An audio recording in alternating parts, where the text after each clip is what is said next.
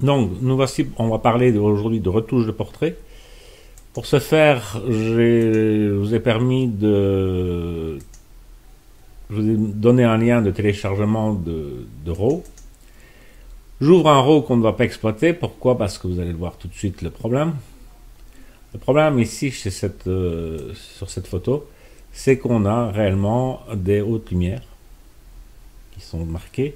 Et même si je réduis très fort l'exposition, on se rend compte que les détails sont perdus. Ça devient soit de projecteur ou d'un coup de flash en plein visage. Retoucher ça, c'est réellement très compliqué. Donc on ne va pas commencer par faire quelque chose d'aussi compliqué.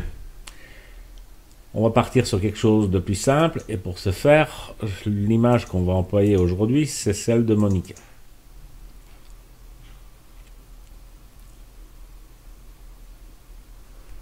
Monica, quand je prends son exposition, si je demande un auto ici, voilà ce que ça donne.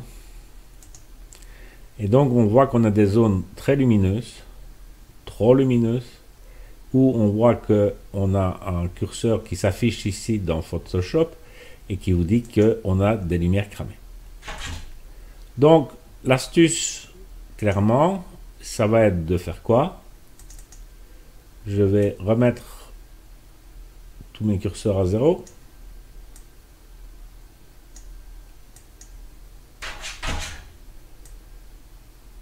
Et je vais venir mettre le noir. Ici. Une fois qu'on a mis ceci, on va descendre l'exposition jusqu'au moment où on a récupéré les hautes lumières. Et même, je dirais, un peu en dessous.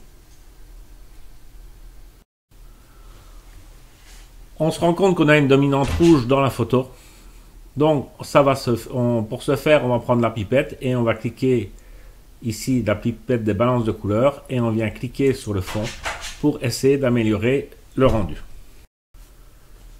Donc, ensuite, qu'est-ce qu'on va faire? On va aller dans vérifier ici. Ici, je suis en Adobe RGB et surtout, je l'ouvre en tant qu'objet dynamique dans Photoshop. Ce qui me permettra de retoucher, reprendre l'image si je ne suis pas content du résultat. J'ouvre donc un objet.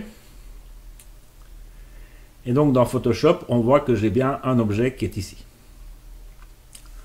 Ensuite, qu'est-ce qu'on va faire? On va dupliquer ce calque. Pour ce faire, c'est CTRL ou commande J.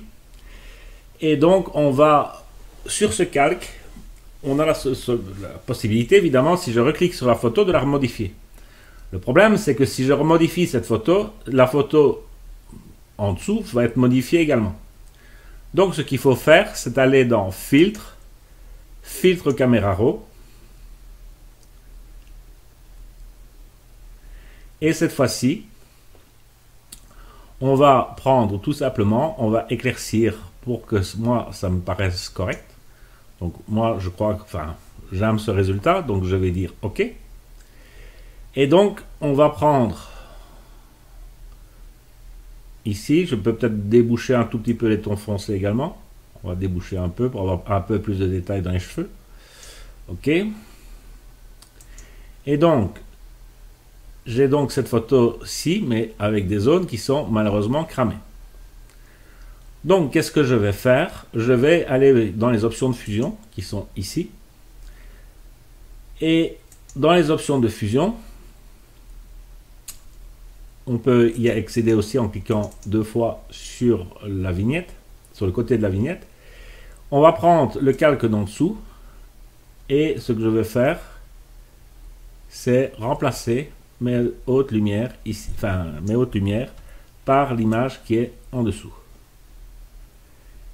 Et donc cette fois-ci, j'ai quelque chose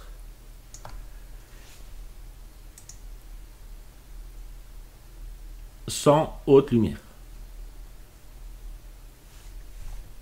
Donc si j'agrandis, je me rends compte que j'ai du détail partout sur cette peau. Donc ça, c'est la première étape, c'est d'avoir une image de base sans haute lumière avec les ombres un peu débouchées. Ensuite, on va commencer à appliquer des filtres et essayer de corriger certaines choses.